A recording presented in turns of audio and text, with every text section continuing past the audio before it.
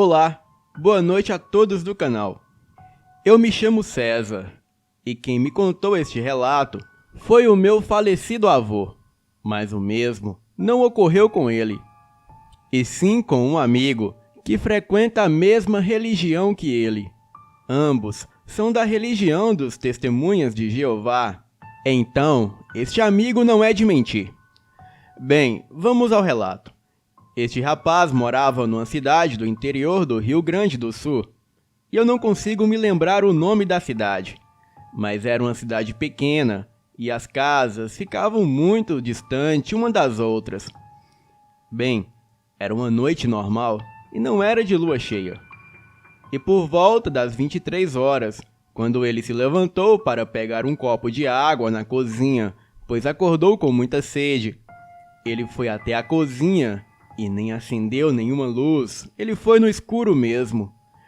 E quando chegou na cozinha, ele abriu a torneira e pegou a água, olhou para a janela e lá fora havia uma criatura horrível com as patas na janela, encarando ele com os olhos amarelados.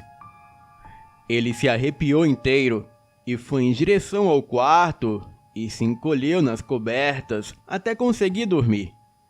E no outro dia, ao acordar, ele viu as marcas das patas do bicho na janela, e ele descreveu a criatura como um cachorro enorme, com pelos negros e olhos amarelos, e ele jura que só pode ser um lobisomem, pois na região nunca se encontrou nenhum tipo de animal parecido. Bem, Fael, este foi o relato do amigo do meu avô. Agora eu contarei o relato que se passou com o meu bisavô, e foi me contado também pelo meu avô. E a partir de agora, eu narrarei aqui com as palavras do meu avô, assim como foi me contado.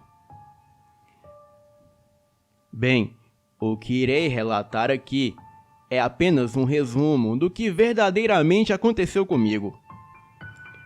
No dia 2 de maio de 1951, eu e o meu irmão vivemos algo terrível, que veio a destruir a minha vida e a de uma família inteira. O meu irmão, ele tem o apelido de Xaxá. Eu e o meu irmão éramos muito ligados desde menino. Morávamos na época no Rio de Janeiro, mas nós tínhamos um sítio na Bahia, um sítio muito bom, que recebemos de herança de nossos pais. E nós sempre estávamos mais no sítio do que no Rio de Janeiro. Adorávamos aquele lugar, pois lá tinha de tudo no sítio. E desde meninos, nós adorávamos caçar e crescemos assim. E quando os nossos pais morreram, o meu irmão, aos 21 anos, já era casado e tinha uma filha. E eu era o mais velho, tinha 25 anos, e vivíamos com uma boa renda de lojas e casas que tínhamos alugadas, que também foi de herança de nossos pais. O meu irmão veio para morar no sítio com a sua família, e eu solteiro fiquei no Rio de Janeiro. A gente sempre ouvíamos relatos que havia muitos casos de ataques de lobisomens, mas desde a época que éramos meninos, os nossos pais costumavam nos contar esse tipo de história. Bem, eu afirmo que o mal existe e se mostra com muitas caras. E certo dia, o Xaxá estava cavalgando e caçando lá pelos montes do sítio, e já era tarde. Ele estava a cerca de 2 quilômetros da sua casa, no meio de uma trilha que cortava uma mata fechada e fazia parte de outras terras, que ficavam ao lado das nossas terras. Naquele lugar havia tantas matas que eram de se perder de vista. O nosso sítio ficava em Buorarema, na Bahia. Bem, já estava escurecendo quando o meu irmão deu de cara com um enorme porco do mato, o tal do javali, que na mesma hora o atacou. E olha, que ele estava em cima do cavalo, e o bicho era tão grande que ele ia e feria o seu cavalo com uma mordida. E logo que ele mordeu o cavalo, ele fugiu, e assim não deu tempo do meu irmão atirar contra a criatura. Bem, o tempo se passou, e lá pelas 3 da manhã, naquela noite era lua cheia, a sua esposa, ela dizia que ouvia um grande barulho de animais gritando, e ela falava para o meu irmão que no chiqueiro os porcos estavam sendo atacados por algo. O Xaxá se levantou com a sua espingarda e disse que deveria ser onça, pois já estava acostumado com esse tipo de visitas nas madrugadas. Mas estranhou que os seus 3 cães, eles não deram nenhum sinal. Os animais estavam a cerca de 30 metros da casa, e ao caminhar na direção do chiqueiro, de onde os porcos estavam agitados, ele encontrou seus 2 cães dilacerados, completamente despedaçados. E mais à frente, um outro ainda com vida, mas muito ferido. E quando, a uns 5 metros, ele viu aquela enorme criatura negra e peluda destruindo seus porcos, e na mesma hora ele lembrou do javali que ele havia visto mais cedo. Mas para sua surpresa, aquilo não era um javali. Aquilo era o próprio demônio, que se levantou em sua frente e deu um rosnado. Era um animal grande e peludo com braços longos, com cara de cão, enormes presas, grandes orelhas, como se fosse um grande porco. E foi quando ele gritou pelo nome de Deus, foi que o animal deu um urro estridente e saiu rugindo como urso. E com um único salto, ele pulou a cerca do chiqueiro e Xaxá logo em seguida atirou. O animal deu um grito de dor e o monstro tinha pernas dobradas como Z. E o Xaxá ficou vendo aquilo e chorando aterrorizado enquanto a criatura corria. Ao amanhecer, o meu irmão e a sua esposa estavam desesperados com o que tinha acontecido.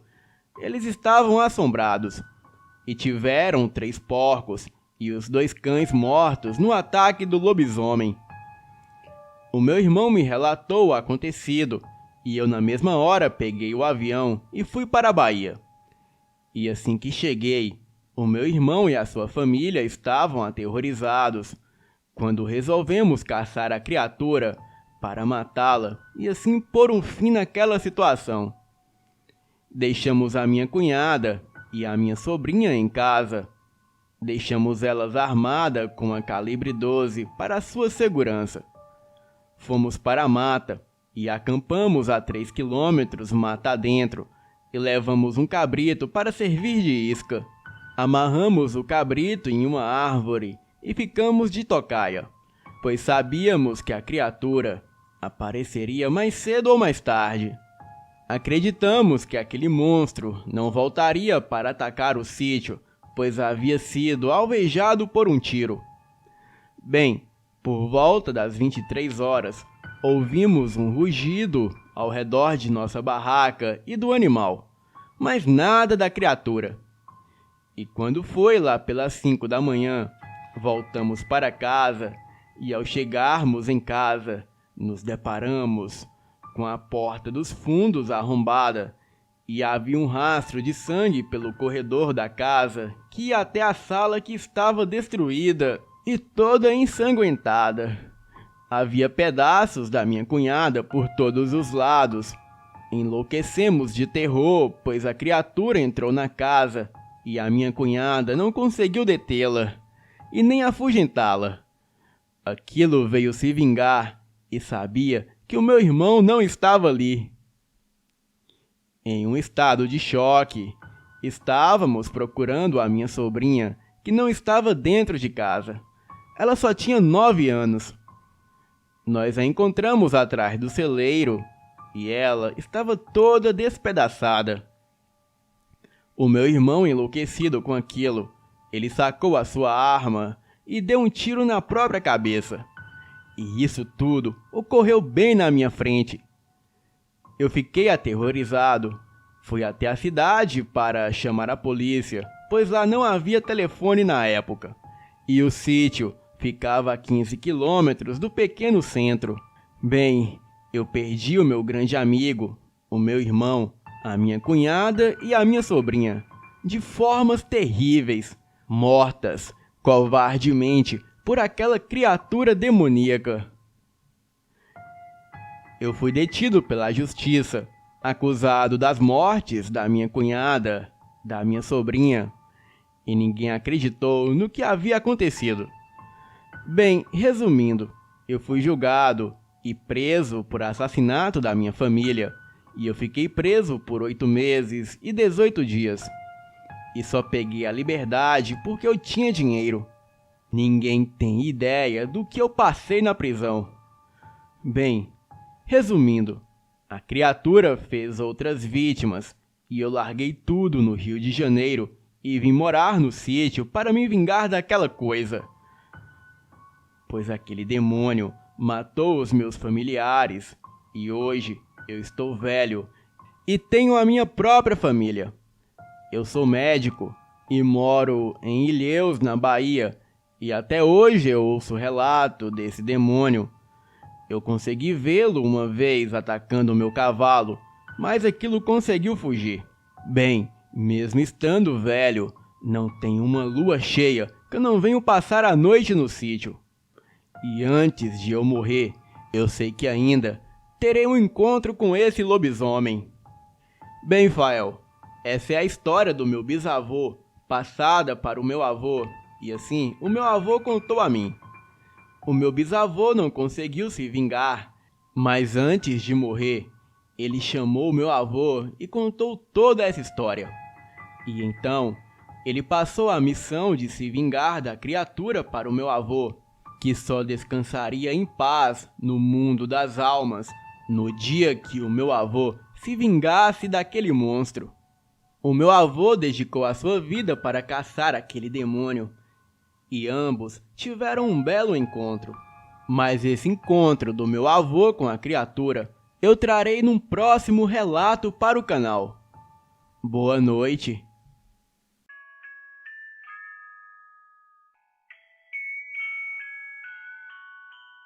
O que vi naquela noite foi a mais pura visão do inferno. Eu poderia chamar aquela criatura de cavalo do inferno de cabeça flamejante, ou até mesmo de mula sem cabeça. A tão criatura folclórica conhecida por muitos. Bem, vamos para os fatos. Eu estava indo para uma fazenda no interior de São Paulo para um feriado prolongado. E a minha namorada, Vanessa, cochilando no banco do lado. Eu abri a janela para a brisa fria me deixar alerta. Eu estava dirigindo por uma estradinha secundária pavimentada, já no interior do estado. Bem no meio do nada. Só havia uma floresta densa na minha direita e um descampado enorme, com alguns aglomerados de árvores aqui e ali na minha esquerda. Não havia casa nenhuma, nem iluminação na estrada. As únicas luzes eram a do meu farol e a luz da lua. Bem, era feriado de Semana Santa, e eu queria ter saído bem cedinho na manhã de sexta, mas o pessoal do trabalho da Vanessa precisou dela no último minuto. Então, acabamos saindo lá por volta de 8 horas da noite. E aquela sexta-feira era uma sexta-feira santa. E como eu queria aproveitar ao máximo o feriado, não quis esperar para sair no dia seguinte e perder parte do sábado no carro. Então, lá estava eu. Acho que já era por volta de 10 da noite. Eu dirigia por uma estrada quase deserta, e apenas o meu farol iluminando a estrada à frente, e a lua cheia iluminando um pouco a paisagem ao meu redor. Eu notei um pouco de vapor saindo das frestas das laterais do capô do meu carro. Isso não era incomum de acontecer, sendo um carro antigo, com luzes de aviso fracas demais e com mangueiras que pareciam saber a hora mais importunas para arrebentarem. Adicionado a isso, um radiador que superaquecia no verão ou quando usado por um longo período de tempo. Bem, mas como era inverno, eu não liguei muito para o radiador. E como dizem, o que os olhos não veem, o coração não sente. Mas algo realmente estava soltando vapor debaixo do capô. Então eu acordei a Vanessa e expliquei que tínhamos que parar o carro. E enquanto eu diminuía um pouco a velocidade, a Vanessa abaixou a janela dela e olhou para a linha escura daquela muralha de árvores. Ela chamou a minha atenção apontando para a frente, a uns 20 metros. Parei o carro em um acostamento de terra, diminuindo a velocidade e me sentindo seguro por nenhum carro ter passado a gente já havia alguns quilômetros. Bem, eu vi o acostamento de terra, comprido o suficiente para caber 2 carros. A área de terra, assim como toda a área lateral da estrada, era beirada pelas grandes massas de árvores da floresta, dando a aparência de um semicírculo cortado ao meio pela estrada, como se fosse uma clareira. Eu encostei e desliguei o carro, deixando as chaves no contato. E com os faróis ligados, eu saí do carro e fui para a sua frente, abrindo o capô para ver o que tinha acontecido. E como já imaginava, o radiador tinha superaquecido. Abaixei um pouco para dar uma olhada entre a abertura do capô e a parte de cima da frente do carro. Ia pedir a Vanessa para trazer uma garrafa de água que guardo atrás do banco do motorista, para que quando esfriasse um pouco, eu colocasse mais água. Bem, eu esperava ver ela cochilando ou me olhando, mas fiquei surpreso de ver ela olhando com os olhos arregalados e com a boca aberta na direção da janela do motorista.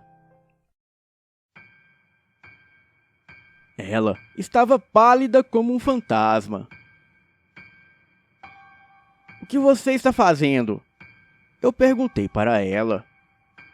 E então ela continuou olhando para o descampado, apenas levantando o braço na direção em que estava olhando. "O que é que você está vendo, Vanessa?" eu perguntei, voltando para o carro. Mas logo ouvi um alto relincho.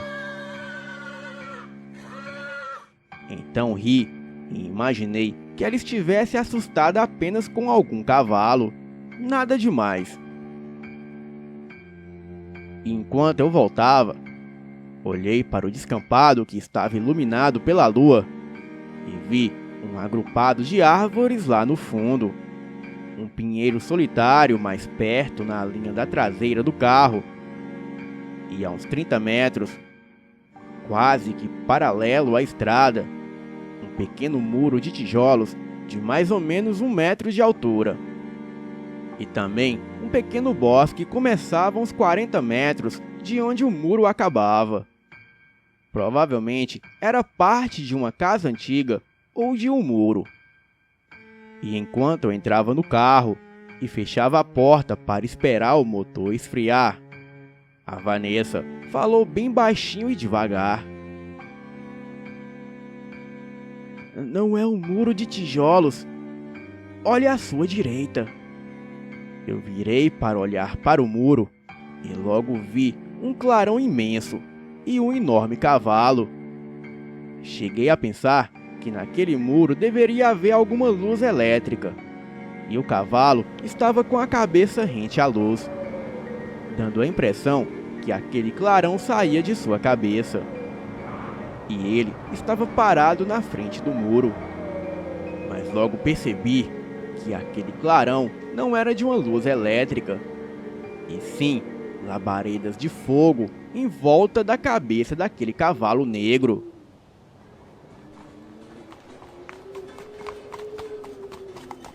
Eu sabia que a bateria estava fraca e tinha que dar uma chacoalhada e empurrar o botão devagar para ligar. Mas no meu desespero, a minha chacoalhada deixou a tampa solta e quando eu empurrei o botão de ligar com tudo, as baterias saíram voando. E como as baterias agora estavam rodando pelo chão do carro, eu resolvi deixar a lanterna de lado e olhei para cima. Vi o capô aberto e congelei. Olhei para o campo de novo, bem a tempo de ver aquela coisa correndo em galopes para o bosque.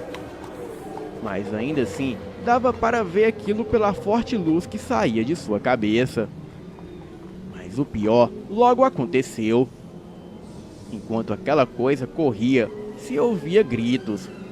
Gritos de mulher. Gritos de dor e lamentos. Gritos apavorantes de gelar a alma.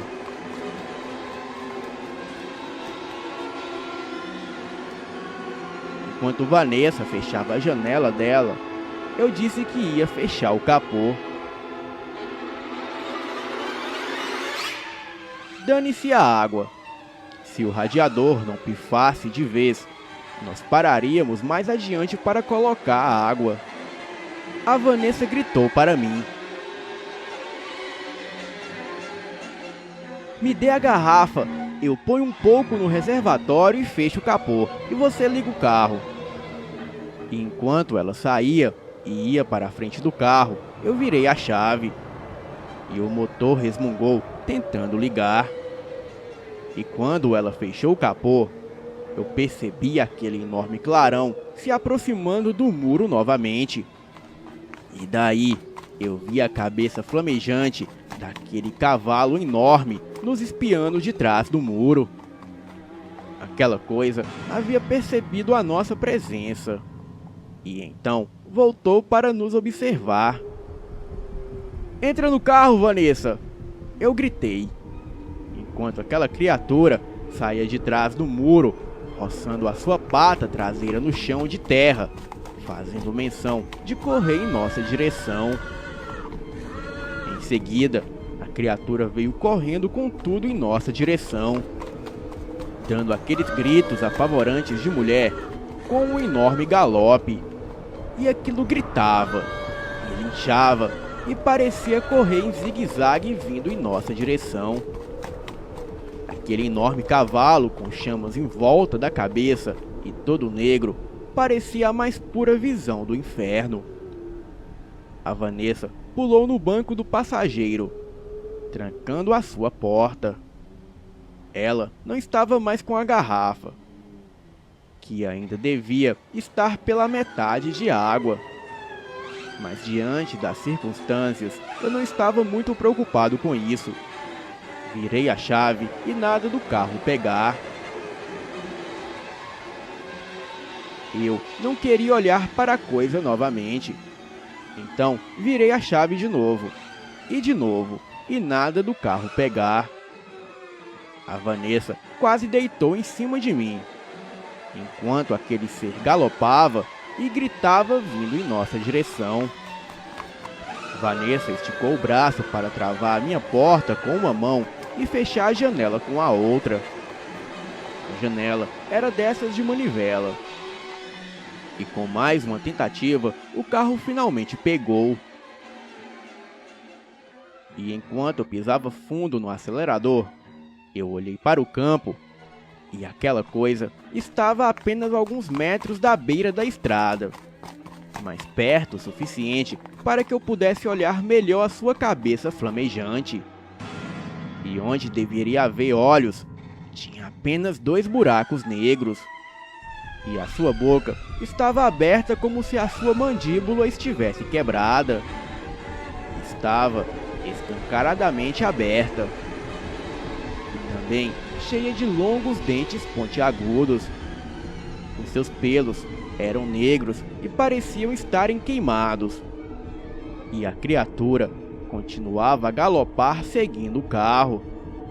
Mas a sua velocidade não era o suficiente para nos alcançar. dirigir por mais uns 20 minutos ou mais, com o carro soltando vapor uma boa parte do tempo. O carro superaqueceu de novo enquanto estávamos em uma cidade. E só então a Vanessa me deixou parar o carro. E enquanto nós estávamos parados e esperando no primeiro posto que vimos, eu perguntei a Vanessa o que aconteceu. E ela disse: eu estava olhando aquela coisa. Aquilo parou na beira da estrada e estava galopando indo embora. Mas enquanto ia, a cabeça virou toda para trás e aquilo estava sorrindo, vendo a gente ir embora. Não preciso nem dizer que nunca mais voltei novamente por aquela estrada. E hoje, acredito que o que vimos foi o cavalo do inferno de cabeça flamejante, ou a tão dita mula sem cabeça, como muitos a chamam. Boa noite.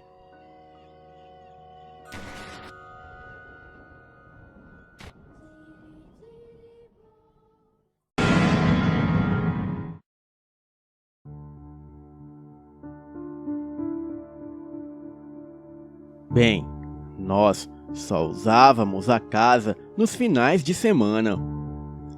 Era uma casa muito boa, com piscina e churrasqueira, e quem conhece a Casa Grande Aviana sabe que a vizinhança por lá é bem quieta, e as ruas são completamente desertas. Bem, era um refúgio da vida urbana de São Paulo, e nós sempre íamos para lá. Mas o tempo passou e a minha família começou a passar por uma pequena crise financeira. E para não ter que vender a casa, nós a alugamos. E depois de alguns anos, o meu pai deu outra volta por cima na crise que nós estávamos. E então paramos de alugar a casa. Mas como fazia muito tempo que não íamos para lá, perdemos o costume e raramente íamos. E depois de algum tempo, simplesmente paramos de ir. A casa ficou quase que abandonada. E depois de quase 5 anos com a casa no esquecimento, recebemos uma ligação de um policial da região pedindo para que o meu pai comparecesse na delegacia local porque queriam falar com ele. O meu pai foi achando que ia ser alguma coisinha sobre a casa parecer abandonada ou coisa parecida. Mas quando ele voltou, ele estava branco feito a parede. Ele chegou na delegacia e mandaram ele falar com um cara que já foi despejando tudo nele. O cara falou que ele era detetive e que tinha conseguido o nosso telefone com um dos vizinhos. E que tinha acontecido um crime na nossa casa. Coisa pesada mesmo. 4 caras raptaram uma garota de 20 anos, levaram para nossa casa pensando que ela estava abandonada e fizeram de tudo com a garota. E no final a mataram e a enterraram no quintal. Os caras pegaram todos os documentos, dinheiro e joias dela. E o pior de tudo é que o detetive falou que esse não era o primeiro crime que acontecia lá. Ele também falou que esses 4 caras já tinham mantido 2 caras reféns de sequestro lá dentro. E mataram pelo menos mais 3 integrantes de uma gangue rival e enterraram lá. Eles procuraram e acharam a ossada dos 3 caras no nosso quintal também. Falou que ele não precisava se preocupar, que tinham revirado o quintal todo e não acharam mais ninguém. E que os 4 caras que estavam usando a nossa casa para isso tudo já tinham sido presos. O meu pai estava arrasado, pois tinham invadido o nosso paraíso e transformado ele no inferno. Ele falou que o quintal da casa estava todo revirado, todo esburacado, e a piscina estava completamente imunda. Um dos quartos da casa estava completamente ensanguentado, e o sangue já estava todo seco. Falou que a casa estava fedendo a urina e toda pichada por dentro. Ele falou que a casa estava irreconhecível. Então, a gente resolveu que ia reformar a casa e depois ia vendê-la. Depois de muita dor de cabeça e muito tempo, a casa ficou como era antes. Um quintal bonito e estava toda arrumada e limpa por dentro. A piscina estava em ordem de novo. E novamente havia voltado a ser uma casa decente. Bem, a pena bateu e nós decidimos que não íamos mais vender a casa. E simplesmente íamos esquecer o que tinha acontecido lá dentro no passado e transformar aquilo num lugar feliz de novo. Só que a nossa vida tinha mudado muito desde a época que sempre íamos para lá nos finais de semana. E realmente não dava para ir sempre para lá. Estávamos pensando em alugar a casa mais uma vez. Mas agora eu já estava mais velho. Já tinha o meu carro e estava prestes a sair de casa e começar a minha vida sozinho. Então, tive a brilhante ideia de, em vez de alugarmos a casa, eu ir morar nela. Os outros poderiam ir lá sempre que quisessem, e a casa não ficaria abandonada. Bem, no começo não foi fácil tentar convencer eles. A minha mãe estava muito apreensiva em me deixar morar lá sozinho. Mas foi depois de muita conversa e muita insistência que eles me deixaram morar lá. E lá fui eu, feliz da vida, para a minha nova casa, morar sozinho e ser independente. Claro que eu pensava em levar o pessoal da faculdade para lá e fazer festa o tempo todo.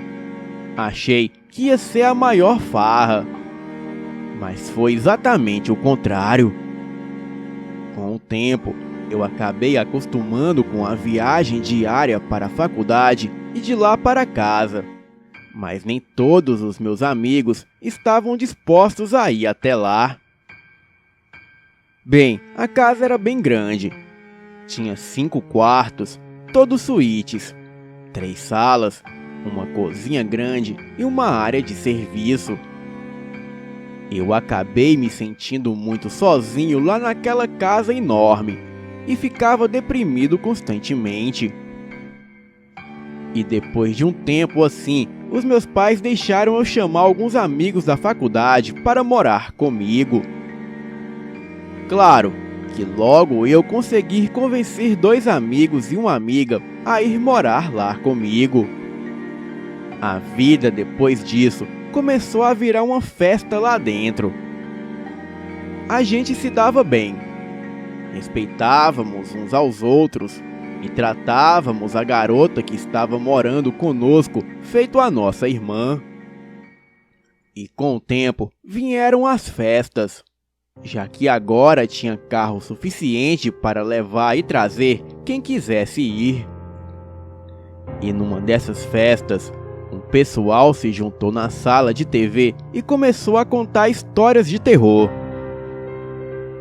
Porém, era uma história mais fraquinha que a outra e não estava assustando ninguém. Até que eu resolvi abrir a minha boca. Eu contei a história dos caras que tinham pegado a menina e depois de fazer ela passar pelo inferno, mataram ela num dos quartos lá em cima. O pessoal ficou quieto, porque realmente era algo pesado e realista, diferente do que estavam contando. Estava aquele silêncio todo quando alguém me perguntou se aquilo realmente era verdade. Porque se fosse mentira, era uma piada de muito mau gosto. Eu jurei que era verdade, até que alguém gritou lá do fundo: "Ei, vamos fazer a brincadeira do copo lá em cima nesse quarto e chamar o espírito da garota então." E quando ele falou isso, a minha espinha gelou e todos os pelos do meu corpo ficaram em pé. Só que o pessoal começou a gritar: "Vamos lá, vamos!" E então, lá fomos nós. Eu peguei um copo na cozinha e subi com o pessoal que estava na sala da TV, enquanto o resto do pessoal ficou lá embaixo na festa. Este quarto, que ficava sempre vazio, só tinha uma cama, um criado mudo e uma poltrona lá dentro, e mais nada. E no dia que os meus amigos vieram morar comigo, na hora de escolher os quartos, todos eles entraram neste quarto, mas ninguém gostou dele. E eu também nunca gostei dele. Mas eu sabia o porquê. Bem, pelo menos eu achava que sabia. Achava que era porque tinha sido lá que a garota havia sido morta. Só que os meus amigos não sabiam disso até aquela noite. E nenhum de nós 4 que morávamos naquela casa não gostávamos de entrar lá dentro e nem de passar pela frente do quarto, pois sempre que fazia isso, dava uma angústia enorme. E quando nós entramos no quarto, empurramos a cama para perto da parede e puxamos o criado mudo para o meio do quarto. Colocamos o copo em cima dele e colocamos um monte de letras escritas e um pedaço de papel em volta. E depois, pedaços maiores escritos sim e não. Nós acendemos 4 velas e demos para 4 pessoas. Bem, éramos um grupo de 9. E as 4 pessoas seguraram as velas em volta da gente para que pudéssemos ver as letras e apagarmos as luzes. O cara que estava comandando o show falou que era bom só 3 pessoas colocarem o dedo em cima do copo, para não dar muita interferência. Bem, eu não entendi o que ele quis dizer com isso, pois eu nunca brinquei deste jogo. Então eu, ele e uma garota colocamos o dedo em cima do copo e fechamos os nossos olhos. E os outros 2 que sobraram ficaram de ler o que o espírito respondia. Nós 3 fechamos os olhos e começamos a tentar nos comunicar com o espírito. E depois de alguns minutos com o copo parado, eu achei que não iria acontecer nada. Mas de repente, o copo começou a se mexer. Primeiro, ele foi só um pouquinho para o lado. Eu achei que tinha sido um dos outros 2 que estavam com o dedo no copo que tinham mexido ele. E então eu falei: "Quem mexeu o copo?" Quando o outro cara que estava com o dedo no copo fez um sinal para eu calar a boca e ficou com a cara séria. Ele realmente estava levando aquilo a sério. Então eu fechei os olhos de novo. O cara perguntou se havia algum espírito presente.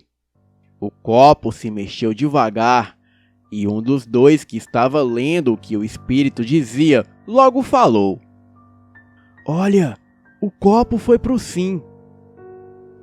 O cara que estava fazendo as perguntas perguntou qual era o nome do espírito. E depois de alguns segundos, o copo começou a se mexer. Ele ia de um lado para o outro e para frente e para trás. O cara que estava lendo o que estava sendo soletrado logo falou: "Mariana! O nome do espírito é Mariana!" Eu abri o olho e vi que o pessoal estava com a cara meio assustada. Eu falei que não precisavam se preocupar, que com certeza era algum dos 2 que estavam empurrando o copo. E foi quando um dos que estavam segurando a vela logo falou: "Cara, eu tô olhando pra vocês três o tempo todo e não vi ninguém de olho aberto. E como é que algum de vocês ia conseguir soletrar algo direito com o olho fechado?" Bem, o cara que estava fazendo as perguntas fez um sinal para nós calarmos a boca de novo. E então ficamos quietos. Eu fechei os olhos e então ele perguntou se ela era o espírito da mulher que tinha morrido lá. O copo ficou parado e logo passou um tempo, quase que 1 minuto. A gente estava para perguntar de novo quando o copo se movimentou violentamente para o lado. E então parou na palavra sim. A garota que estava com o dedo no copo perguntou o que tinha acontecido lá. Imediatamente, o copo começou a se mexer. O cara que estava lendo falou: "Olha, não tá indo para lugar nenhum, só tá fazendo um 8. O copo ficou fazendo um 8 por um bom tempo. E o cara que estava com o dedo no copo falou que a pergunta era muito complicada para responder. Então o copo parou. E ele perguntou há quanto tempo ela estava lá. Os dois que estavam vendo o que estava sendo escrito começaram a soletrar: "Vão embora." "Vão embora por quê?" O cara perguntou. "Vão embora." E de novo o copo soletrou "vão embora." "Acho melhor a gente parar com isso." "Por quê?" O cara perguntou de novo. O copo começou a se mexer muito rápido, fazendo o sinal do 8. Eu comecei a ficar assustado, porque era praticamente impossível algum de nós conseguir fazer o copo ir tão rápido como estava indo sem fazer ele virar. "Por quê?" O cara insistiu em perguntar de novo. E de repente, uma brisa bateu no quarto. E mesmo com as janelas estando fechadas, ficou frio lá dentro. E as velas se apagaram. O copo havia parado de se mexer e eu ouvi um estalo. Um dos que estavam segurando as velas pulou para o interruptor para acender a luz. E quando o quarto ficou claro, eu vi algo que me fez arrepender muito de ter levado adiante tudo aquilo. O copo estava todo trincado e as letras haviam voado todas de cima do criado mudo. Porém, 5 letras permaneceram lá em cima: a letra E, M, O, R e T. Eu bati o olho e vi que aquelas 5 letras formavam algo familiar. A menina que estava com o dedo no copo simplesmente colocou o dedo em cima do E. E depois colocou em cima do T. E assim, formando a palavra morte. E assim que ela tirou o dedo de cima do pedaço de papel, ficou uma manchinha vermelha nele. O dedo dela estava sangrando. Estava com um corte pequeno, porém profundo. Eu acho que ela se cortou quando o copo trincou. E mesmo eu e o outro cara não termos nos cortados, pois realmente não dava para se cortar com o copo trincado, pois o copo não havia soltado lasca nenhuma. Porém, sabíamos que ela havia cortado o dedo no copo, pois o copo estava com um pouco do sangue dela. O cara que havia acendido a luz começou a falar que aquilo já era brincadeira de mau gosto e que já era desrespeitar a garota que havia morrido lá. Porém, aquilo realmente não era brincadeira nenhuma. E quando ele abriu a porta, irritado, para sair, o resto do pessoal da festa estava do lado de fora, com cara de assustados. Eles falaram que começaram a ouvir alguma garota a berrar histericamente. Mas como ela estava berrando muito, eles resolveram pedir ajuda. Então todos eles subiram correndo, pois parecia que estava matando alguém lá em cima. E quando subiram, viram que aquela gritaria estava vindo de dentro do quarto que nós estávamos. Eles tentaram abrir a porta e ela estava trancada. Porém, nós não havíamos trancado a porta do quarto.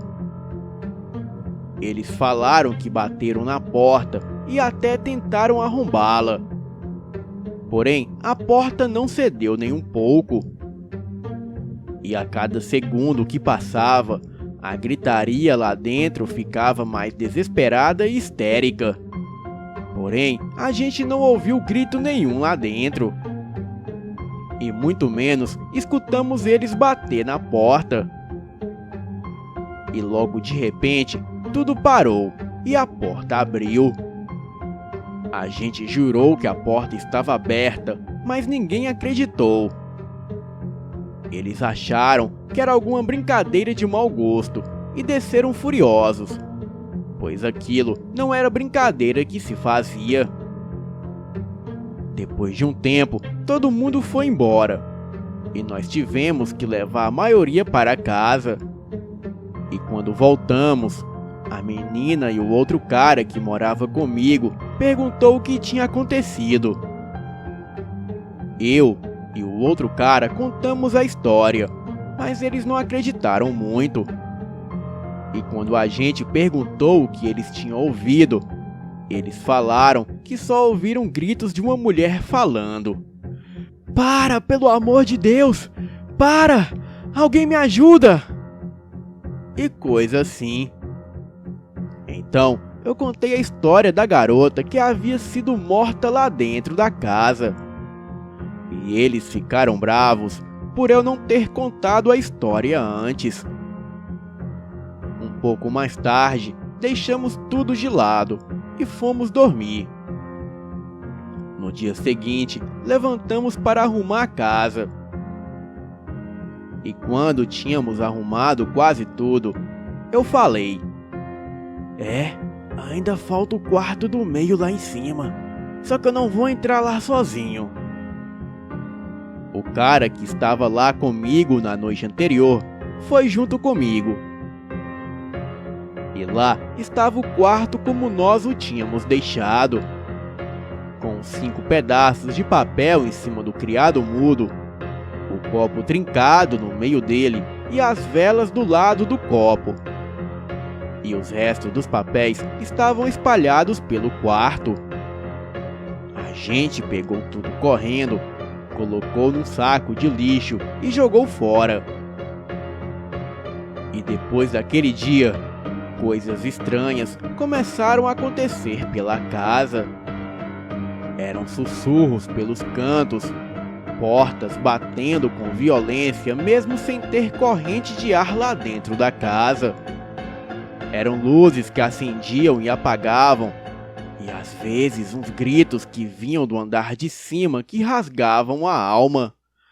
Era algo que dava um medo desgraçado.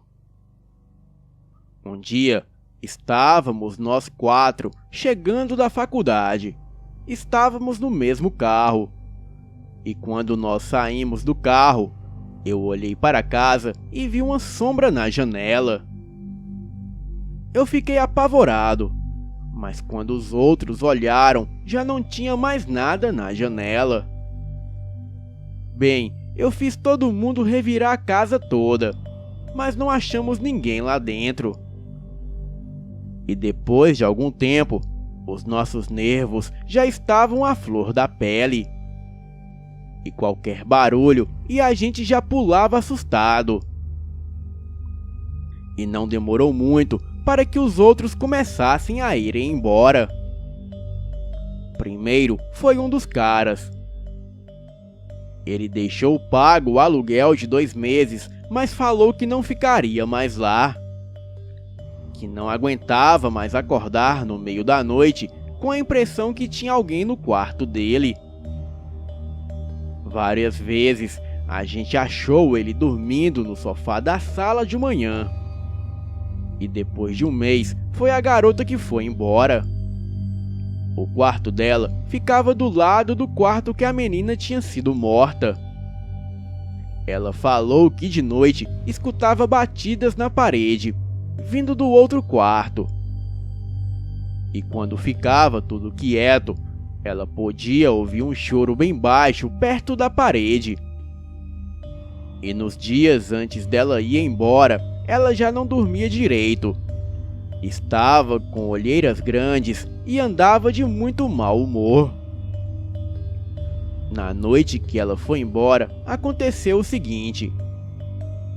Ela falou que estava finalmente quase dormindo, o que estava sendo muito difícil para ela nos últimos dias. E quando ela estava para pegar no sono, ela ouviu uma voz feminina berrando com toda a força no ouvido dela. "Sai daqui! Vai embora! Me deixe em paz!" Ela levantou da cama com um pulo, acendeu a luz, mas não tinha mais ninguém no quarto dela. Só havia ela. Então, ela saiu do quarto chorando e falou que não aguentava mais tudo aquilo e que iria embora. A gente conseguiu acalmar ela, mas ela simplesmente catou algumas coisas e foi para o carro, e em seguida foi embora. Ela voltou no final de semana para pegar o resto das coisas dela e nunca mais pisou naquela casa novamente. E depois de uma semana, foi o outro cara que foi embora. E até hoje eu não sei direito o que aconteceu com ele. Ele sempre mencionava que o quarto dele costumava ficar frio de repente, do nada. Porém, não era o quarto todo, era só alguns lugares. O que me fez pensar que tinha alguma corrente de ar lá dentro. Mas um dia ele estava tomando banho. E depois de uns 5 minutos lá dentro, ele saiu berrando do banheiro, peladão mesmo. Eu fui ver o que era e ele falou que não era nada. Ele me fez ir até o banheiro com ele para desligar a água. E depois, quando colocou a roupa, estava falando da gente ir embora da casa. Eu convenci ele a ficar mais um tempo para a gente resolver o que ia fazer, pois estava muito tarde. Ele falou que tudo bem, porém que não iria ficar mais naquela casa por mais de uma semana. E naquela noite ele dormiu no meu quarto comigo. Ele colocou o colchão dele do lado da minha cama e então fomos dormir. E quando eu acordei, o colchão dele estava todo rasgado e ele não estava lá. Eu fiquei preocupado e comecei a chamar por ele. Eu comecei a procurar ele pela casa e depois de um tempo, eu achei ele dormindo dentro do meu guarda-roupa com uma faca de cozinha na mão. Eu acordei ele e ele me falou que acordou com a faca na mão e que tinha alguém segurando a perna dele. Ele perguntou se era eu. E então ele ouviu um grito desumano e uma mão segurou a perna dele e começou a apertar até machucá-lo. E aí ele começou a esfaquear o colchão. Em seguida correu para o armário e se trancou lá dentro. Ele não sabe como eu não acordei com o grito, pois foi um grito bem estridente e alto. Ele pegou as coisas dele e se mandou dali.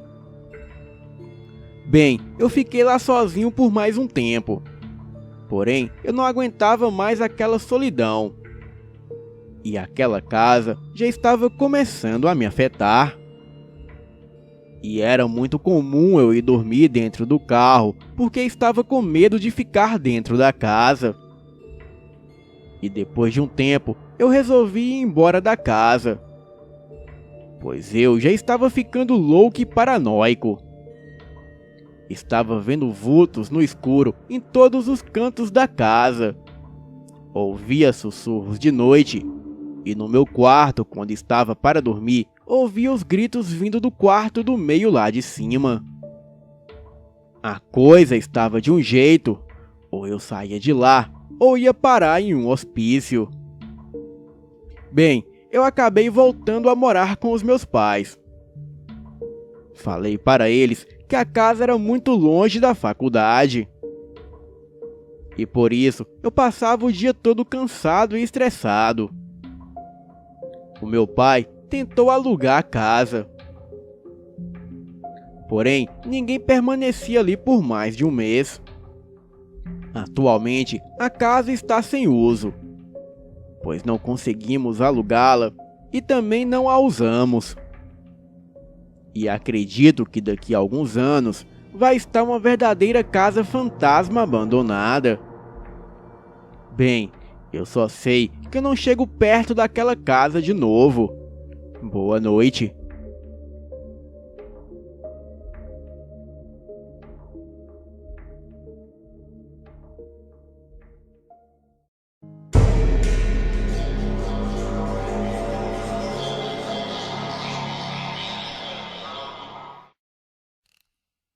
Isso aconteceu na metade de janeiro de 2002, em um lugar que eu já tinha ido 3 vezes antes e sempre no verão. Era um acampamento no interior de São Paulo, onde eu e mais 2 amigas fomos. Era o nosso segundo dia lá, e eu e as minhas amigas estávamos entediadas. No ano anterior, a Janaína, a Jéssica e eu tínhamos encontrado uma trilha que dava a volta em um lago que tinha lá no meio da floresta, e dava a volta nele, levando para o outro lado do lago. Mas nós não tivemos a oportunidade de explorar o lugar direito.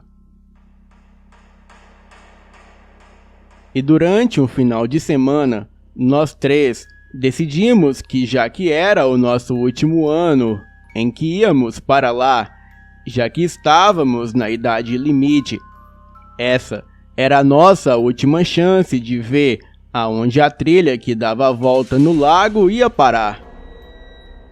Nós fomos para o lago e achamos um bando de garotos brincando com algumas canoas. Eles gritavam para que não seguíssemos a trilha naquela direção que estávamos indo, mas ignoramos eles e continuamos o caminho. Então, nós achamos a trilha e seguimos para o outro lado do lago. Nós achamos que não tinha mais ninguém naquele lado do lago, mas vimos um bando de garotas mais novas saindo de uma trilha que entrava na floresta. Nós perguntamos para elas se tinha algo de interessante por lá e todas elas falaram que não. Olharam para a trilha, fizeram um tchau com a mão e foram embora. Eu fiquei curiosa, assim como a Janaína e a Jéssica. Então, seguimos a trilha. Ela entrava um pouco na floresta e ia para uma espécie de vale montanhoso. Tinha algumas cavernas e um outro lago com água cristalinas e uns acampamentos, mas o interessante é que não havia ninguém nas barracas e parecia que estavam abandonadas, e quem quer que estivesse lá saiu às pressas, pois ainda havia restos de comida nos pratos e muita bagunça deixada lá há mais ou menos uma semana. Nós nadamos um pouco e tiramos foto uma das outras. E todas nós subimos em uma grande pedra e tiramos algumas fotos lá de cima. E depois, eu e a Jéssica descemos deixando a Janaína lá em cima, pois ela estava com dificuldades para descer, porque não queria escorregar e cair. E enquanto estávamos no chão esperando ela descer, começamos a ouvir umas coisas estranhas. Primeiro, eu ouvi passos na floresta. Eram 2 passos pesados e então parava. E então mais 2 passos e novamente parava de novo. E depois a Jéssica ouviu. Nós falamos para a Janaína descer mais depressa. E ela não desceu. Ela caiu. Mas por sorte não se machucou. Perguntamos a ela o que aconteceu e ela disse que a pedra tremeu e ela desequilibrou e caiu lá de cima. E de repente, só escutamos um estrondo muito forte e era como um trovão bem alto, mas o som vinha da pedra. E quando olhamos para a pedra, foram nós que ficamos petrificadas. Não deu para ver muita coisa, mas tivemos a nítida impressão que a pedra se abriu e se fechou rapidamente, como se fosse uma boca. A Janaína havia esquecido a mochila em cima da pedra, pois como ela havia sido derrubada de lá, a mochila dela ficou lá em cima. Mas logo após esse barulho, já não dava mais para ver a sua mochila. Era como se a pedra tivesse realmente comido a mochila da minha amiga. E se ela não tivesse caído, seria ela que seria engolida pela pedra. Nós ficamos paralisadas em silêncio por algum tempo. Então, nós começamos a ouvir novamente aqueles passos pesados saindo da mata e vindo em nossa direção. Saímos correndo de perto da pedra e, como já estávamos mais perto da mata, ficamos tentando ver de onde vinham aqueles passos pesados, porque parecia estar muito perto e, na pior das hipóteses, poderia ser uma onça, mas não tinha nada lá. Nenhum passarinho, nenhum bichinho, nenhuma pessoa, não tinha nada. Nós saímos de lá bem rápido e voltamos para a clareira que circulava o lago. Para mim, já tinha sido aventura demais para um dia, mas a Janaína e a Jéssica estavam sentindo muito mal-estar. Não tinha mais ninguém no lago, então eu achei que talvez fossem os garotos que moravam pelo local que tentavam nos assustar. E eu me recusei a acreditar que a pedra se abriu e comeu a mochila da minha amiga. Eu falei para elas que devíamos ir embora dali o mais depressa possível, pois eu já estava começando a me sentir totalmente em pânico, e as duas concordaram. Nós encontramos uma outra trilha que estava em uma outra parte da floresta, e essa ia para mais longe do acampamento. E nós começamos a seguir por ela, pois não queríamos voltar por onde vinham os barulhos de passos na mata, pois, como eu disse, poderia ser uma onça.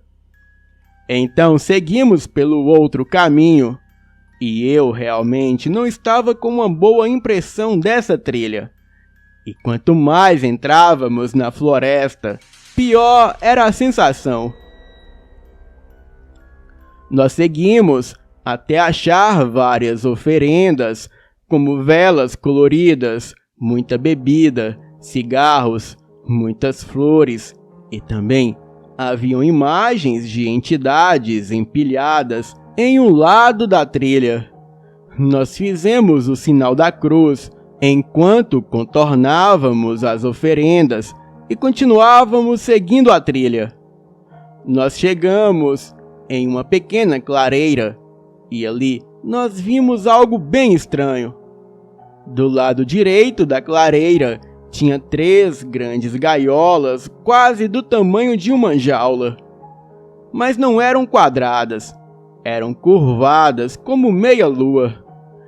É o único jeito que dá para descrever aquilo. Nós ficamos ali paradas, olhando para aquilo e até tiramos fotos. Eu estava ficando nervosa e já estava quase implorando para a Janaína e para a Jéssica para nós voltar para o acampamento pelo outro caminho mesmo. Elas finalmente cederam e viraram para voltar para a trilha. Os barulhos de passos pela mata pararam, mas quando estávamos saindo da clareira, nós passamos por uma árvore que tinha chamado muito a minha atenção mais cedo. Eu tinha sentido um medo incontrolável quando tinha passado por baixo dela. E desta vez, eu senti uma vontade irresistível de olhar para cima enquanto passávamos por baixo dela. E eu me arrependo até hoje de ter olhado, porque eu vi um homem lá em cima. Ele estava lá só por alguns segundos, mas eu posso lembrar quase que completamente dele. Ele era moreno, estava vestido uma bermuda vermelha, estava sem camisa e tinha uma perna só. E também os seus cabelos eram vermelhos e desgrenhados. Ele estava olhando para nós com um sorriso bem ameaçador e sarcástico. Eu agarrei o braço da Janaína bem forte e falei: "Tem alguma coisa ali em cima da árvore?" E ela respondeu: Acho melhor a gente ir embora daqui o mais rápido possível." Aquilo que estava lá em cima da árvore, que hoje eu acredito que deveria ser o Saci, ele começou a jogar pedras em nós. Então nós corremos feito 3 condenadas e chegamos no lago já sem fôlego nenhum. Eu estava pronta para voltar para o acampamento, quando a Jéssica notou que tinha uma bifurcação na trilha que tínhamos acabado de sair. Eu já estava tremendo e realmente não queria ir. Mas elas queriam, pois segundo elas viram aquela coisa pulando com uma perna só e seguindo para onde íamos passar. Então tivemos que mudar o caminho. Eu fui na frente, pois não queria ficar atrás delas, e então seguimos a trilha. Essa trilha era bem longa e nos levou para mais longe ainda do acampamento. Bem, não tínhamos ideia para onde a trilha estava nos levando. Eu ainda estava tendo calafrios e sensações muito ruins. E depois de um tempo de nós nos aprofundar cada vez mais na floresta, começamos a ouvir risadas malignas. A Janaína achou que estávamos ouvindo o pessoal no acampamento, mas isso não parecia estar certo. Nós estávamos bem longe, pois estávamos andando já fazia um bom tempo na direção oposta do acampamento. Nós estávamos bem longe de onde alguém estaria, e era risada de algo bem diabólico. E o que eu posso dizer é que parecia a risada do boneco Chuck, do filme Chuck, o Brinquedo Assassino. E finalmente, eu convenci a Janaína e a Jéssica a voltarmos correndo pela trilha principal que levava para o acampamento. Ou então, nós nos perderíamos ali, ou talvez coisa pior poderia acontecer. Eu fiquei tão aliviada de sair da floresta, e eu falei para elas que o que eu vi na árvore foi o Saci, e foi ele que tacou pedra em nós. Elas também disseram que viram o Saci entrando na trilha principal que levava de volta para o acampamento. E quanto à pedra que se abriu e engoliu a mochila da Janaína, ela jura que tem algo de maligno naquela pedra. mas a Jéssica jura que talvez tenha sido algum evento natural da natureza e que tenha uma explicação plausível para isso. Bem, eu só sei que nós devíamos ter ouvido as crianças nativas daquela região e não seguir por aquela trilha ao longe. Mas de uma coisa eu tenho certeza: eu nunca mais coloco os meus pés ali. Boa noite.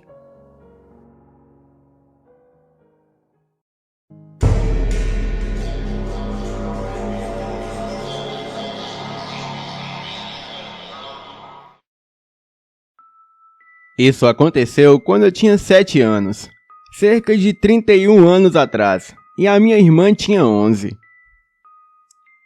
Quando a minha bisavó faleceu, ela deixou a casa dela para minha mãe, e ela criou a minha mãe e adorava ela. Era uma casa muito velha na roça, com 2 quartos e uma enorme sala de jantar que foi convertida em um quarto para os meus 4 irmãos. Sim, nós éramos uma grande família. A minha irmã e eu dividíamos uma cama de casal que ficava embaixo da janela. E a entrada da casa era do mesmo lado da janela do meu quarto e era coberta com pedregulho. Nós tínhamos uma velha carroça de boi que tinha 2 pneus e a parte da frente para colocar nos bois para transporte de mercadorias da roça. E nessa tarde, o nosso primo Pedrinho estava em nossa casa e para nos divertirmos, nós subíamos na carroça e a mesma já não tinha nenhum boi e ficávamos brincando em cima dela. E daí, com o nosso peso, ela ia para frente e para trás e era muito divertido. Até que a minha irmã comentou: "Poxa, bem que podia ter os bois na carroça para a gente dar uma voltinha." Então, o meu primo Pedrinho, de 13 anos, ele disse: "Essa carroça tá sem boi há muito tempo. Só se for o capeta que aparecer para puxar essa carroça." E depois da brincadeira, fomos jantar e depois pro quarto dormir. A minha irmã sempre me colocava do lado da janela na cama. E naquela época não tínhamos energia elétrica, mas como era lua cheia, dava para ver tudo lá fora. E também era verão, então todas as janelas estavam sempre abertas. E nessa noite, eu acordei com um som estranho. Eu não tinha certeza do que era, mas vinha do lado de fora da janela. E enquanto eu estava lá deitada, eu reconheci o som. Era a carroça sendo empurrada devagar para frente e para trás, próximo da minha janela. Dava para se ouvir o pedregulho sendo esmagado pelos pneus e sons de cascos, como de cavalo ou bode que puxava a carroça. Porém, ali não havia animal algum. Eu estava com tanto medo que nem podia me mover. Eu nem sequer abri os olhos. O que era mais assustador era a janela, que estava escancarada. E eu sentia como se alguém fosse colocar a mão para dentro e logo em seguida me agarrar. Eu finalmente juntei coragem suficiente para beliscar a minha irmã para que ela acordasse. Ela estava dormindo tão pesado que levou 3 beliscões para acordar, e no terceiro eu belisquei o mais forte que podia, e finalmente ela acordou e perguntou o que eu estava fazendo.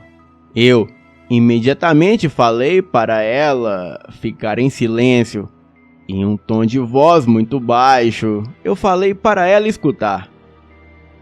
Eu abri os meus olhos para olhar para ela, e tudo que eu pude ver foi o branco dos olhos dela. E meu Deus, eles estavam grandes.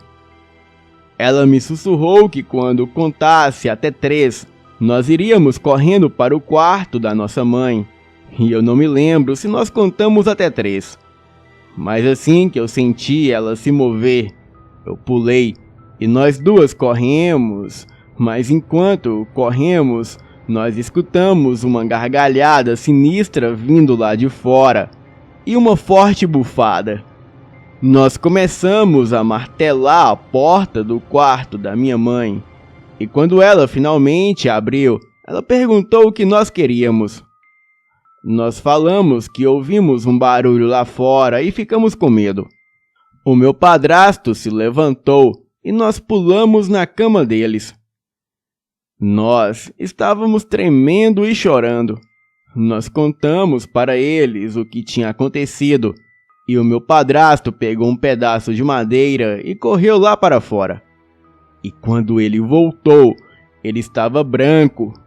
E eu ouvi ele dizer para minha mãe que tinha um ser grande, vermelho de chifres negros e pernas de bode, empurrando a carroça para fora de nossa propriedade. Na manhã seguinte, nós não achamos a carroça no quintal. Eu não sei o que era, ou quem estava empurrando a carroça, ou para onde a levou. Mas é algo que eu jamais vou esquecer. Boa noite.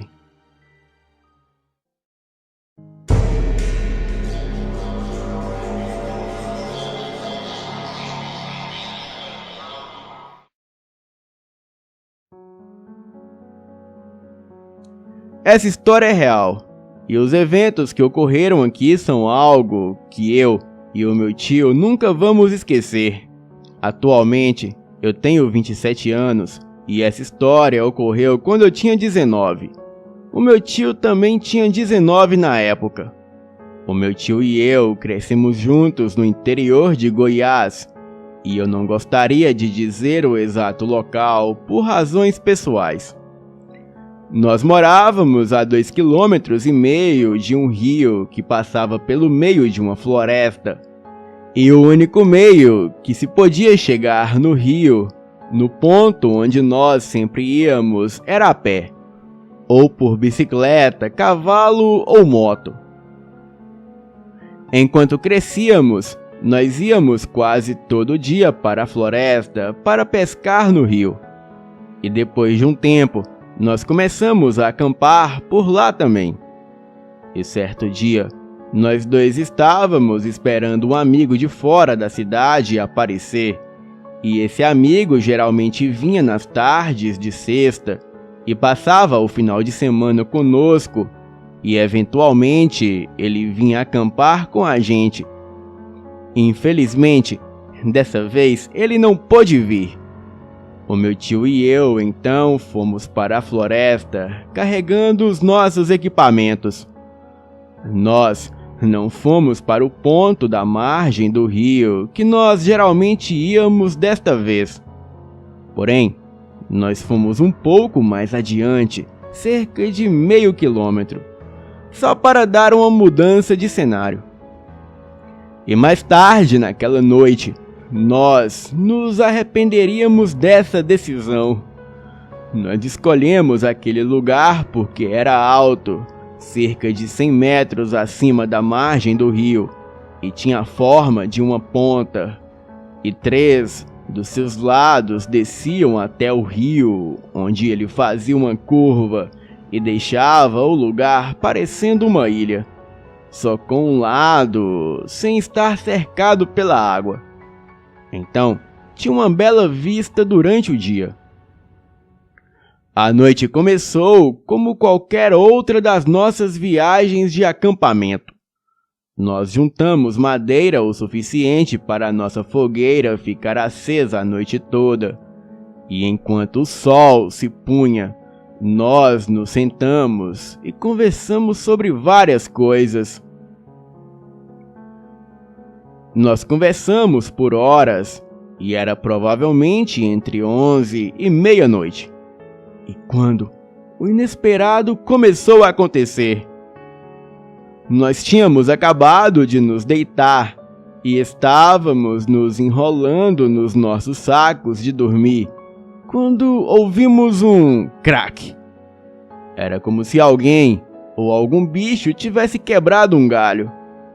nós não demos muita importância para isso, e nós só imaginamos o que podia ser e começamos a nos arrumar para dormir de novo. E quando estávamos quase dormindo, ouvimos de novo aquele barulho. Esse tinha sido bem mais alto e um pouco mais perto do que o outro, e provavelmente um terço do caminho até a base de um dos lados que descia até o rio. Nós não nos preocupamos muito, já que tínhamos uma escopeta calibre 12 conosco e bastante munição. Mas nem preciso dizer que nós não queríamos dormir naquele momento, porque se tinha algum bicho selvagem subindo na direção da gente, a última coisa que queríamos era estar dormindo. Nós dois nos levantamos e colocamos mais madeira na fogueira, e o meu tio iluminou com a lanterna todos os lados da descida, e atrás de nós não víamos nada. Decidimos conversar um pouco antes de tentar dormir, e meia hora se passou, e nós estávamos pensando em deitar novamente, quando ouvimos o que parecia ser passos de bode e os arbustos chacoalhando. Também escutamos uma bufada e notamos vários barulhos, como se fossem galhos se quebrando. Agora estava um pouco mais perto. Nós achamos que estava na metade do caminho da descida, e nós simplesmente ficamos ali parados, escutando e iluminando toda a nossa volta com a nossa lanterna. O som estava ficando cada vez mais alto e cada vez mais perto. Aquilo estava se movendo rapidamente e era tão barulhento quanto um cavalo. Parecia que estava dando a volta onde estávamos, e não só isso, mas estava ficando cada vez mais rápido e cada vez mais perto do nosso acampamento com cada volta que dava.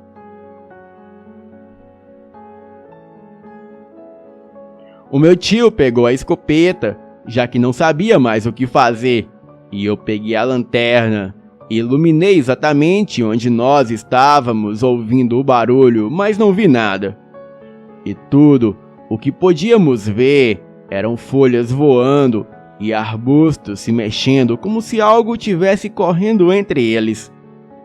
Nós tentamos não entrar em pânico, mas nós sabíamos que isso não era algo terreno.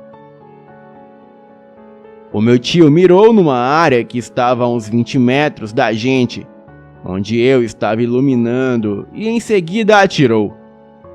O barulho e a movimentação parou imediatamente, e nós nos sentimos um pouco relaxados, mas estávamos chocados. Nós conversávamos sobre o que poderia ser, e se tinha a possibilidade de ser algum animal, e nós dois concordamos que não poderia ser nenhum animal que conhecíamos. E depois de meia hora, tudo começou de novo. Começou lá embaixo, perto do rio, e começou a rodar de novo o acampamento e a chegar bem perto de nós. E dessa vez, nós tentamos não atirar o máximo de tempo possível.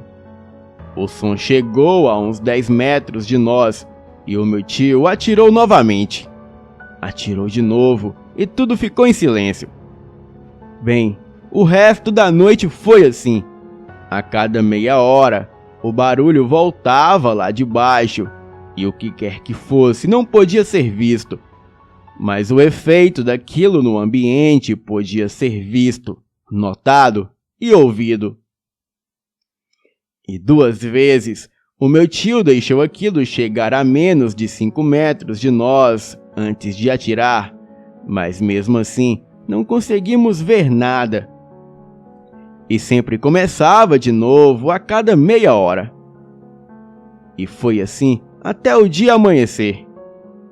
Até hoje eu estou meio confuso, e nós contamos para várias pessoas sobre o que aconteceu, Mas para saber realmente como foi, você tinha que estar lá. Nós não dormimos naquela noite e também nunca mais voltamos naquele ponto da floresta. O meu tio e eu conversamos sobre isso de vez em quando. E entre nós dois e algumas pessoas que nós contamos o que aconteceu ali, aquele ponto da floresta ficou conhecido como o Ponto do Diabo. Eu gostaria de saber o que era que tinha lá, e a única coisa que nós comentamos sobre aquilo era que nós agradecemos por estar com uma arma. E nós sempre imaginamos o que poderia ter acontecido se tivéssemos apenas ficado sentado lá sem fazer nada. Agora, eu moro longe de onde isso aconteceu, mas eu planejo voltar para lá no ano que vem.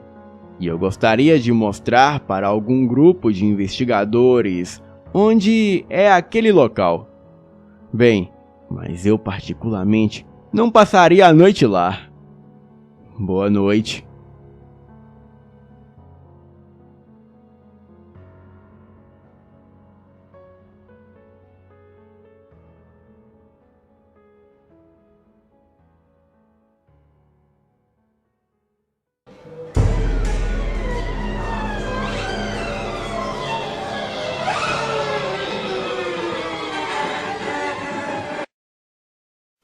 Olá, boa noite a todos do Elite Oculta. Eu me chamo Otávio Ianguara. E quando ocorreu este relato, eu morava em uma comunidade ribeirinha do centro-oeste amazonense. Bem, este relato se passou no início dos anos 90, quando eu tinha lá pelos meus 16 anos, e morava nessa comunidade, onde deveriam viver aproximadamente entre 10 a 15 famílias. Nós sobrevivíamos de caça e da pesca e éramos quase indígenas, até porque pela região tinha muitos índios e até hoje tem. Os índios sempre falavam da lenda da mulher cobra, que era uma linda jovem que andava como uma pessoa normal, mas o intuito dela era seduzir o homem ou mulher e depois fazer amor com a vítima, e ela revelava a sua real forma, se transformando numa mistura de serpente com humano, uma mulher cobra, onde da cintura para cima era de uma linda jovem, mas da cintura para baixo era uma enorme serpente, e da sua pele saíam escamas. O seu rosto era meio esverdeado, e os seus dentes se transformavam em presas enormes. Alguns diziam que até esguichava veneno para cegar as vítimas, antes de se enrolar na pessoa, esmagando seus ossos, para em seguida engolir o indivíduo. Os índios também diziam que essa mulher cobra virava os barcos dos pescadores e a pessoa na água se tornava uma presa ainda mais fácil para a criatura. Ela nem sempre tem a mesma aparência da mesma moça, pois ora, ela aparece como uma jovem ruiva e outrora uma jovem morena ou branca, ou até mesmo de uma velha, mas sempre é a aparência de uma mulher. Às vezes, ela aparece em bares e seduz algum homem ali de bobeira, e depois de ambos conversarem, ela o chama para um local mais reservado, sempre de preferência dentro da mata, e o bobo sempre cai na conversa e segue a mulher. Porém, o mesmo nunca mais é encontrado. Tudo que os índios falavam para as pessoas da nossa comunidade, ninguém levava nada a sério, pois as pessoas sempre dão fama aos índios de mentirosos, Dizem que eles tomam aqueles chás alucinógenos e começam a ver curupira, saci, boitatá e até mesmo o boto cor-de-rosa que engravida as índias. Enfim, índio tem muita fama de mentirosos pelos não-índios. Mas o certo é que hora ou outra realmente desapareciam pessoas na nossa comunidade e na maioria dos casos eram pescadores, caçadores, frequentadores de bares e pessoas que andam sozinhas pela mata. E tal mistério dos desaparecimentos batiam com a lenda da mulher cobra. Eu acreditava na lenda da mulher cobra. Acreditava que tudo era possível nesse mundo, pois eu havia nascido com a sina lupina. Sim, eu sou um lobisomem. Me transformei pela primeira vez aos 13 anos, e foi a dor mais horrível e intensa que eu senti em toda a minha vida. E assim que me transformei, eu corri para a mata e fiquei vários dias perdido por lá. Na forma lupina, eu perseguia e atacava os animais da mata, como caititus, jaguatirica, tatu, dentre outros. A minha família era ciente do caso, até porque eu não era filho legítimo dos meus pais. Eu nasci em família indígena e quando eu nasci, eu tinha um tipo de paralisia que só conseguia mexer metade do meu corpo. E devido a isso, eu fui abandonado na floresta pela minha família indígena. Eu fui abandonado perto de uma gruta, onde era a toca de uma onça, e eles me deixaram ali para servir de alimento para a onça. Porque o meu choro atrairia o animal. Mas por incrível que pareça, a onça não me matou. A onça teve uma ninhada recentemente, então ela me dava de mamar junto com seus outros filhotes, que deveriam ter mais de um mês de nascido.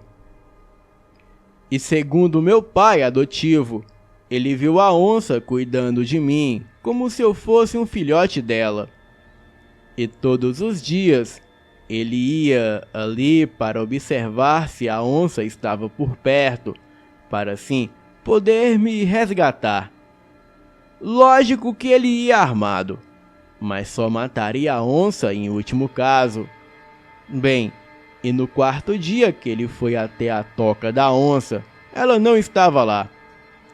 Ela havia saído para caçar ou tomar água, e foi aí que ele me resgatou e me levou com ele. Ele colocou meu nome de Otávio, que era o nome do seu avô, e o sobrenome Ianguara, que significa onça em tupi-guarani. E como eu disse, eu tinha um tipo de paralisia, mas com o tempo eu me tornava cada vez mais forte e andava como qualquer garoto comum. E só depois de alguns anos que descobrimos que eu tinha sina lupina, e graças a isso o meu corpo se curou dessa paralisia e de qualquer outra doença que eu viesse a ter. Pois a força de um lobisomem no seu auge se compara com a força de 10 homens. Mas eu não queria aquilo. Eu queria apenas viver como uma pessoa normal. Então, os meus pais me levaram até um pajé. E nessa época, eu tinha por volta dos meus 14 anos. E o pajé me reconheceu e sabia de qual família indígena eu pertencia. Mas eles não se importavam comigo. E eu muito menos com eles. Para os índios, demonstrar sentimento é sinal de fraqueza. Então, eles sacrificavam os seus filhos deficientes e abandonavam os velhos na floresta, porque para eles é melhor morrer do que viver como um inútil. Enfim, eu estava são e saudável, mas ainda tinha outro problema, que era me transformar em lobisomem. Então, cedo ou tarde, a comunidade ribeirinha poderia descobrir, e isso sim seria um problema dos grandes, pois eles associariam esse fato com o desaparecimento das pessoas da vila. O pajé disse para os meus pais que eu me transformava em Iuauara, que significa homem-lobo em Tupi-Guarani, e devido à influência que Jaci, que significa lua em Tupi, exercia sobre mim, aquilo me deixou descontrolado, e os meus pais perguntaram se havia cura para isso. O pajé disse que não, mas existia um método de impedir que eu me transformasse em época de lua cheia. E quando eu começasse a demonstrar comportamento estranho, os meus pais tinham que me dar um chá de ayahuasca e cantar a música que mais me agradava. Assim, eu me manteria calmo e fugiria da transformação. Bem, assim os meus pais fizeram, e deu certo. E se eu não tivesse sangue lupino, eu já teria morrido ou ficado louco com a quantidade de chá alucinógeno que eu tomava. Mas o certo foi que depois de um tempo, eu nem precisei mais desses métodos para não me transformar, pois parecia que a sina lupina havia me abandonado e eu vivia como um garoto normal, pois o chá de ayahuasca ele tem toxinas que combatem em inativa o gene lupino. Então, eu já não me transformava mais, e isso durou dos meus 14 aos 16 anos. Bem, pessoas continuavam sumindo sem explicação na comunidade, pois os desaparecimentos não tinham um padrão, exceto pela maioria serem frequentadores de bares, turistas e pescadores. Os índios sempre falavam da lenda da mulher cobra, e como sempre, ninguém acreditava. Bem, assim como a maioria dos ribeirinhos, o meu pai era pescador, e naquele dia foi a vez dele desaparecer. Os seus amigos falaram que ele estava pescando à noite. Ele estava com o seu barco um pouco distante do barco do meu pai, e logo o barco do meu pai foi de encontro ao barco dos pescadores, porém estava vazio. Esses pescadores disseram que o mais provável é que o meu pai ficou bêbado, caiu na água e se afogou, apesar deles não verem movimentação alguma na água. O corpo do meu pai nunca apareceu, e todos desistiram de procurar, menos eu. Eu ia todos os dias no rio Xingu, no local indicado pelos pescadores, de onde o meu pai foi visto pela última vez. Eu costumava ficar ali até tarde, na esperança do meu pai aparecer, e isso durou por dias. Até que certo dia, ao escurecer, eu permaneci ali na margem do rio até mais ou menos umas 20 horas. E depois de chorar de saudades do meu pai, eu me lavei e estava me preparando para ir embora. E foi quando eu escutei um barulho. Primeiramente, um chocalho de cascavel e logo em seguida aqueles barulhos que as cobras fazem com a língua. Bem, eu já peguei o meu facão e apontei o lampião para a direção do som, e se fosse uma cobra, eu lhe arrancaria a cabeça. Então, de trás de uma árvore, saiu uma mulher muito linda. Ela estava totalmente despida. Era morena, dos cabelos bem lisos, corpão e seios bem empinados. Aparentava ter uns 20 anos, e ela disse o seguinte: "O que faz aqui tão tarde, meu jovem?" Eu disse que estava à procura do meu pai, que ele havia desaparecido por ali, e então ela disse: "Por que você não esquece o seu pai e vem fazer amor gostoso comigo? Isso seria bem mais importante que essa sua busca inútil." Nesse momento, eu disse algo que a irritou. Eu disse: "Nada é mais importante do que o meu pai." Ela se enfureceu e logo disse: "O seu pai está morto. Eu mesmo o matei. Eu subi no barco que ele estava e puxei ele para a água. E depois de matá-lo afogado, eu trouxe à superfície e engoli ele por inteiro. Isso já faz muitos dias. Ele agora virou excremento.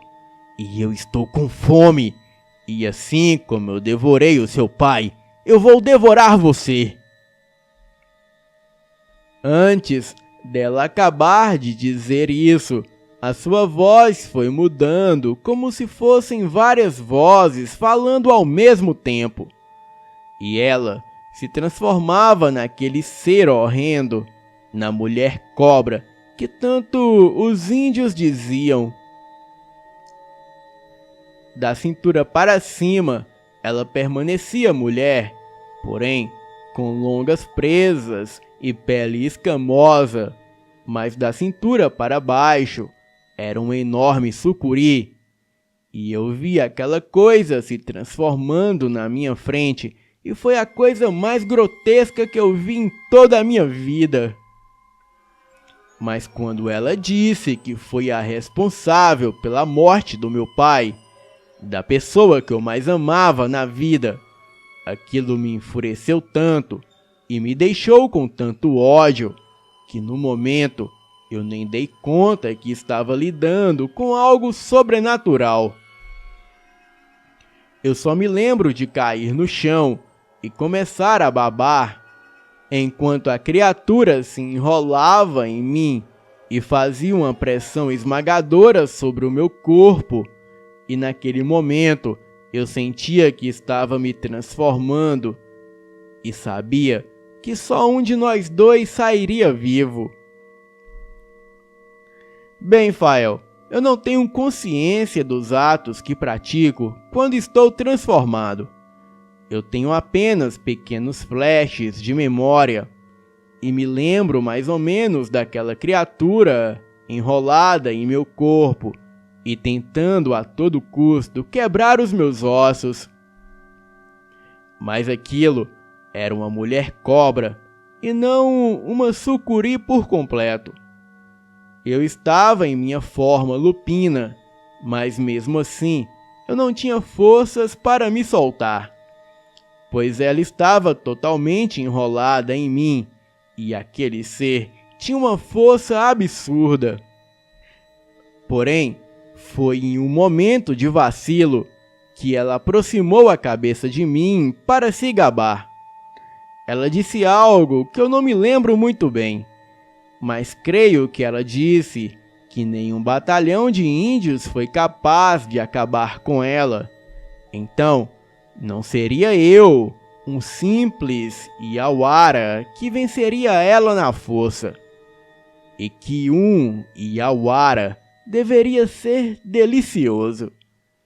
E nesse momento de vacilo que ela se aproximou para dizer isso, deduzindo que eu já estava morto eu elevei a minha cabeça para perto dela e com o meu focinho eu arranquei metade do seu rosto na primeira bocada. A sua cauda sobre mim foi se afrouxando enquanto ela se debatia no chão. Então, na segunda bocada, eu já tinha devorado metade da sua cabeça. E daí em seguida, eu não me lembro de mais nada. Eu só acordei no dia seguinte com aquela criatura estraçalhada ao meu lado e havia vários índios me olhando a uns 20 metros e todos segurando lanças. E assim que eu me levantei, todos eles gritaram me saudando e diziam algo em tupi-guarani do tipo: o herói nos salvou da criatura cobra. Eles me felicitaram, me deram presentes e me agradeciam profundamente.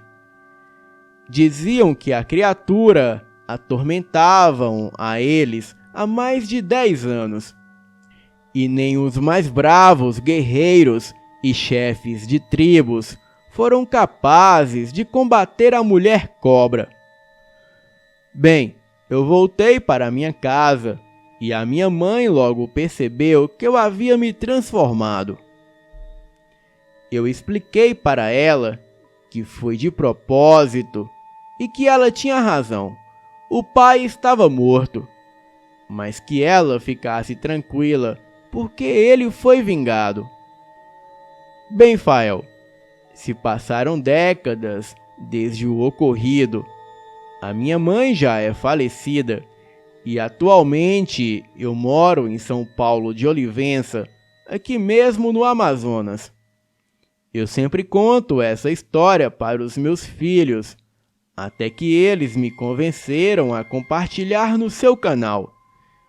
Espero que acreditem, pois o meu maior receio é ser chamado de mentiroso, assim como os índios amazonenses. Boa noite.